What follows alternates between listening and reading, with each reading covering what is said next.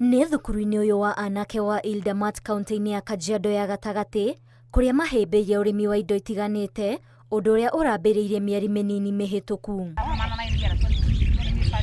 Magetha marĩa maumaga mũgũnda-inĩ ũyũ ũrĩa nĩ wa makĩria ma ĩka 5 nĩmo marĩagwo thukuru-inĩ oro hamwe na kwendia, kĩgĩna kĩrĩa kĩhũthĩkaga kũrĩhĩra arutwo arĩa matarĩ na ũhoti marĩhi ma bithi. Kwa sasa hivi kimeweza kutusaidia watoto ambao hawana karo, wazazi wao wameweza kufanya kazi mahali hapa.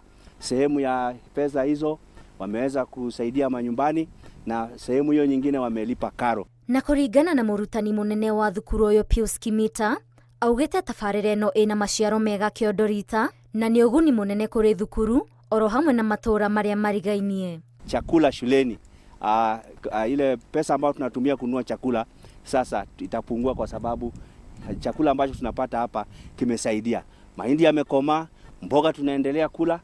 Wakati tulianza hii shule hatukuweza kupata mboga ya kupanda, tulikuwa tunanunua, lakini sasa hivi tumepata mboga ya kupanda huko shuleni, naweza kuvuna na kukula huko shuleni. Mũmbunge wa Kajiado ya gatagati Elijah Memusi nĩ anyitĩte mbaru ũhoro wa ũrĩmi thukuru-inĩ nĩguo kwĩigĩra mũthithũ wa irio makĩria thukuru-inĩ, rĩrĩ mĩena ĩtiganĩte ĩrathiĩ na mbere kwĩyũkĩrĩria kuma kũrĩ hathara ĩrĩa iracũngĩrĩrio nĩ wagi wa mbura.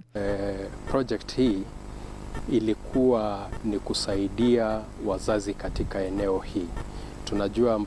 Tunajua kwamba mwaka uliopita tuliathirika sana pakubwa na ukame, na nikapata ya kwamba shule hazifanyi vizuri sana, watoto wengi shuleni wanaanguka.